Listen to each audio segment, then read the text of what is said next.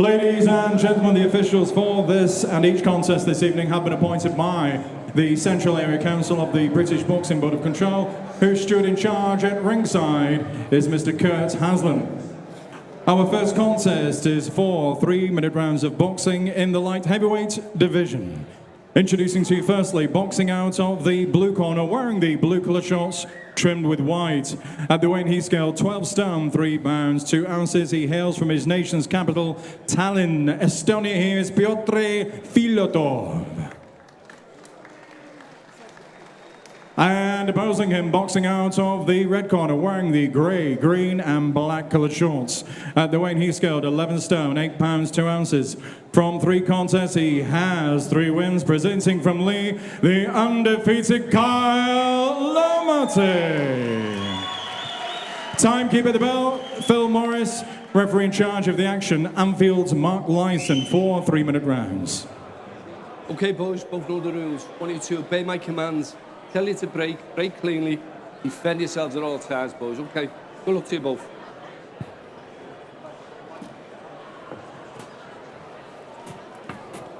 Here we go then, and so what we see from Kyle, he starts very quickly in all 3 of his bouts so far, and he'll be looking to do the same again tonight. Yeah, there's no reason for him not to come out quite quickly. In a fight like this, you're not going to feel your way. Maybe when you go into the 6 and 8 round fights, you feel your way more into a fight. But a 4-round fight, you've always the danger of maybe having a drawn round or giving up a round, and then you're chasing your own tail a little bit.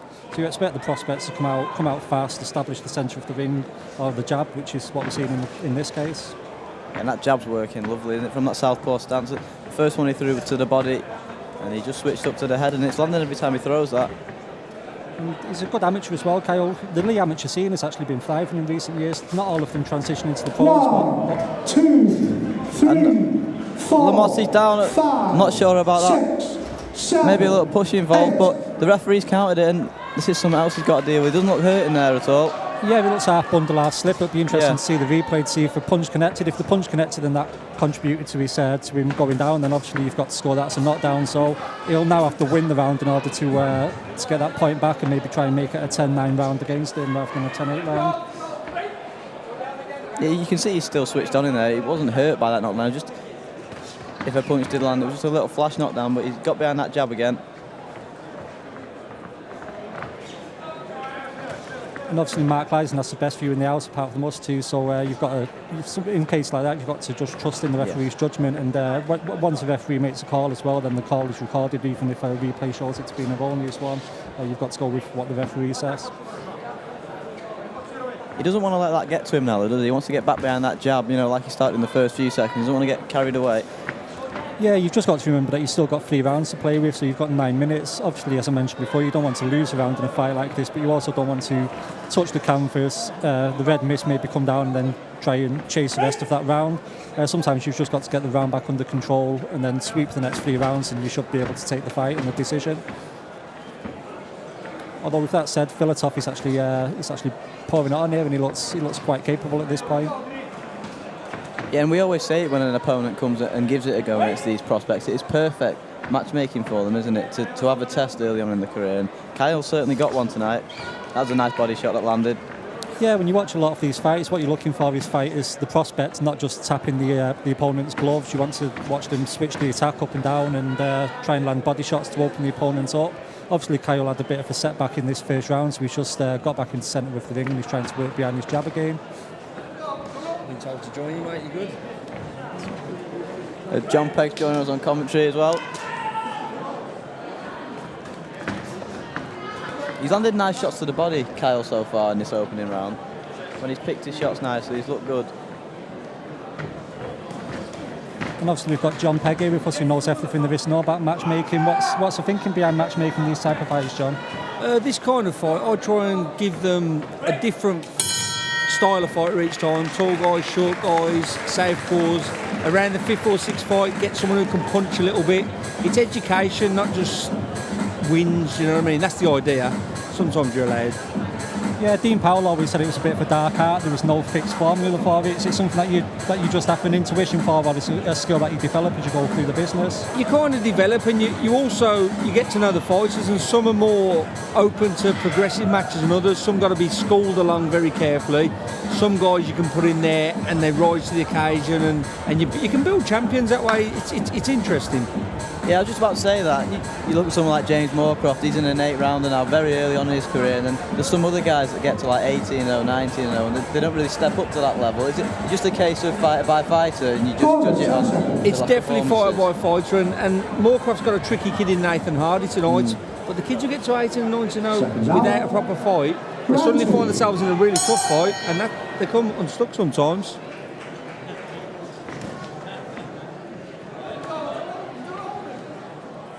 It's a bit messy here at the start of the second round, but Lomotey's probably been went back to his corner, I imagine, John, and just been told to remain calm and not think about what happened in the first round too much. It was literally the first 30 seconds or something, wasn't it? Yes. It was, you know, you get an ambitious southpaw who's young and ready to go, and he might forgo the usual kind of counter-punching style, walk onto something silly. And fighters have different reactions, being knocked down. Oh, beautiful, shot. beautiful. And just for a minute there, Filatov took a backward step. He's done well to tie Lomotey up there and just buy himself a few seconds. Yeah, he looks like he's got just enough time to clear his head. He's grimacing a bit from those body shots, but he's doing the right thing by just trying to jump all over his opponent and get 30 or so seconds to recuperate. I think that might have broke his nose. The way he grimaced, he looked like pain rather than stunned, and now there's a bit of blood there. I think that might have broke his nose. Yeah, his nose is a bit like a builder's elbow at the moment, so you could be right there. He grimaced rather than stunned. It was like something actually hurt, so I think that was actual pain. And as you said, the blood started dripping from it as well, and we'll see if he has any breathing problems for the remainder of the fight. Oh, this is lovely work this from Lomotey, picking his punches nicely. This is exactly the response his corner would have wanted going into the second round. 1, 2, 3, 4. Yeah, and like you said, John, I think that there's something wrong with that nose, because it wasn't a big shot that put him down there. He seems to be overwhelmed a bit. Yeah, he's feeling them now rather than actually stunned or dazed. He's feeling the pain of them.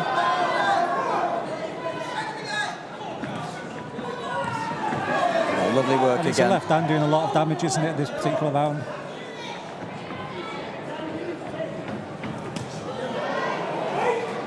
And he looks like he's trying to loop in the right hand as well. So if he managed to get those two punches off in a decent one too, we could see the end of the show for this one.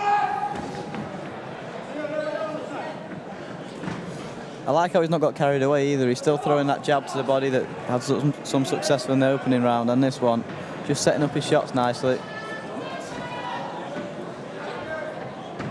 Yeah, he's nice and composed as well, isn't he? Even though he's got an opponent who's trying to get a strong grip of him.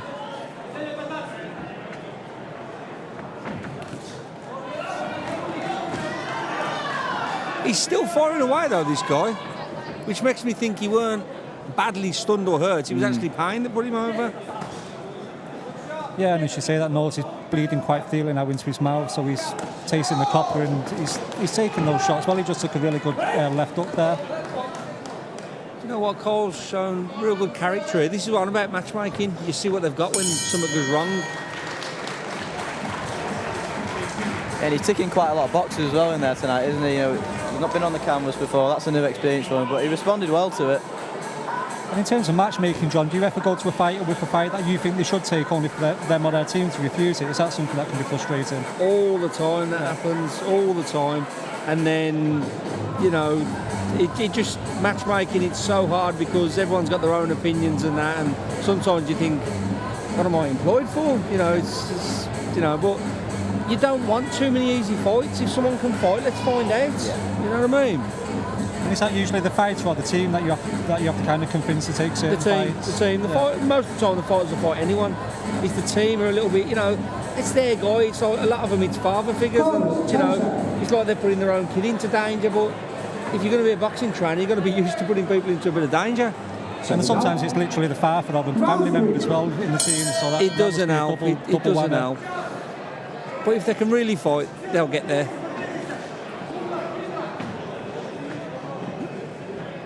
And Lomotey's come out again right into centre ring and sticking that jab out, so he's not got carried away by the sight of blood, which sometimes happens. Fighters see a little bit of blood and go on a kill crazy rampage. No, he's a good fighter, Kyle. He come down our gym before he turned pro sparring, and I was impressed with him. Then he was a lot bigger built. Then he's trimmed down really well.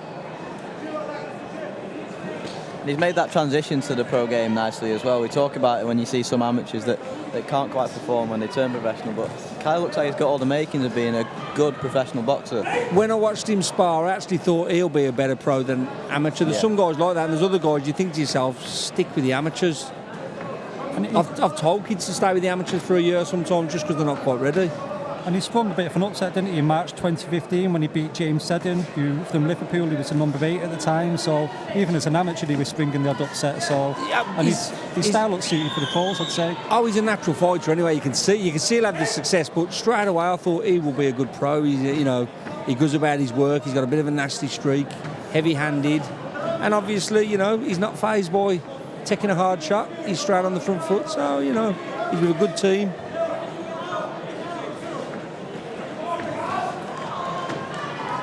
And he's been tangled up a couple of times in this fight as well. I like to see fighters get physical and have to learn how to work their way out of the clinch as well and not just let the referee do all the work for them. Well, he's well in charge now, isn't he? This guy's offering defiance. It's kind of a hard shot and then grab.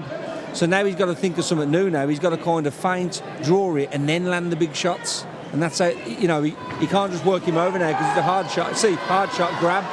So now he's got to start drawing that lead, then punish with counters. And I think Filatov is better than his record suggests. He's 2-7-1 with 1 stoppage, but the only stoppage fight he had was against Jarmo Malinin, and that was a guy who was unbeaten in 2 and he made him retire after 3. So from what I've seen of him tonight, he looks a bit of a tough customer. We might see him back for a couple of more tune-up fights for some of the prospects. Oh, these guys are always tough. They've had every fight on the road against good kids. Was that a knockdown? His feet touched the floor. Oh, his hands touched the floor. Yeah, he just seemed to slump forward a little bit there, didn't he? He may be feeling it now. And he's taken quite a few body shots, even though it's only been 3 rounds so far. And he's firing himself, that's the thing. That's why he's getting tired, because he's firing himself, so he's letting his hands go. He's certainly a fighter I'd like to see him with a number of other prospects. On the VIP shows, you see some fighters that you want to see back testing these guys, and he's one of them that'll give whoever it is a tough fight. Well, this is the first time I brought him over, and I'll definitely be bringing him again. Yeah.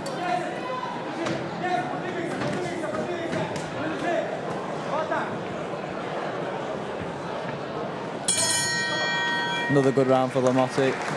So is that how it works, John, when you're matchmaking? Someone comes over once and puts in a good performance, or a performance like this where they've got a bit of durability and you think, I'll have him again? Oh, yeah. You kind of pick up things, or if someone's got something about the style that's a bit unusual, you think to yourself, well, that'll be useful in the future. You note it down all the time. There's always tests you're looking for, and if someone ticks them boxes, that's you want them back. And what do you think the importance is of a fight like this? I suppose some of these fighters will get quality sparring in the gym, but do you think there's a difference between the sparring in the gym and what they do on nights like this? Yeah, because if he took a flash knockdown in the gym, they'd see that everything was okay and nobody would go for the kill afterwards.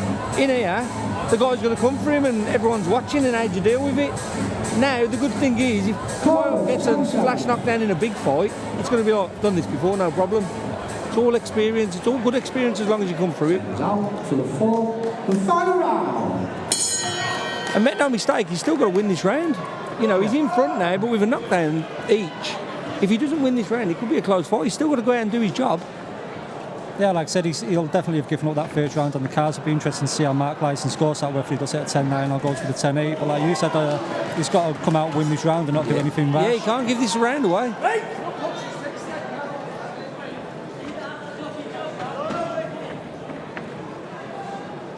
And you mentioned before sparring in the gym. Boxing, people don't seem to realise is that when boxers spar each other, they're not just trying to beat each other up 9 times out of 10. They're actually trying to develop each other. Yeah, and a lot of the time, if someone hurts someone, they'll take the foot off the pedal. That's how it is. And you got the bigger gloves, you got head guards, and you got nobody watching. You're totally relaxed. A lot of the time, knockdowns are from where you're tense and where that's where it comes from. And this guy's still firing, so he's still got a job to do for 2.5 minutes. And he's learning how to fight off the ropes a little bit in this round, which, as you say, is good for his overall development. He's had a bit of everything in this fight. you know what? He's had to get up, he's had to punch, he's had to work the body. It's a good learning fight. This is what fight should be about.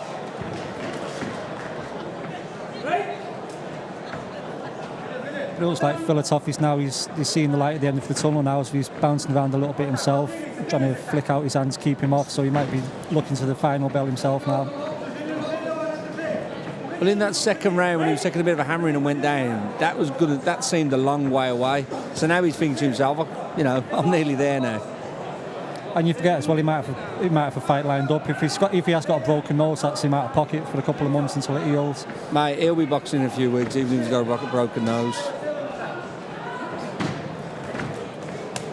The only thing that stops them is a cut eye, because they're not allowed, but a broken nose, he'll be in within a couple of weeks, I guarantee it.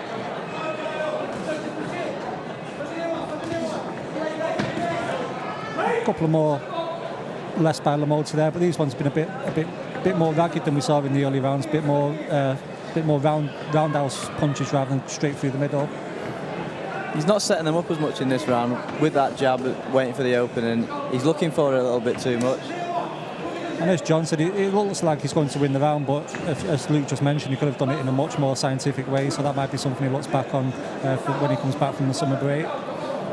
That's why they're learning fights. And it must be frustrating for you, John, as someone who does some matchmaking. I know that you're big on the forums as well. When you see people look at certain fights and say you could have got someone else in, do you think people don't understand how these things work? People just don't get it at all. They don't realise, and the pull-outs and stuff like that. But you know, that's what forums are for. People to have an opinion. Yeah, sometimes people say if it's a big fight, they say the fighter could have took on X, Y, and Z. But then you look, and some fighters have got fights lined up, or they may have just fought. So a lot of the time, it's about timing. Or they've spoke to them people and they're not available, and you know, everyone would love to make the dream matches, but it doesn't happen. Yeah, I've got that 39-36 to Lomotey, me. Yeah, I think I agree with you on that one, John. Apart from the first round, he looked in control. Let's have a look back throughout. here. Yeah, 39-36 works for me as well, and we've just seen some of the replays. As John said, it was a good fight for Lomotey. He'll learn from that. He'll learn from being bounced onto the canvas. You might have a few people here who pay for tickets who might give him stick after the fight, which will make him. Do you know shout what? next time. I always tell fighters who get dropped and get up to win, you've just done something that Mike Tyson couldn't. I says he never got off the canvas to win. Whenever he hit the deck, he lost. And they always look at me like I'm mad. But when I tell them that, I say, you've just done something Mike Tyson couldn't achieve. And it gives them a little different aspect to it then.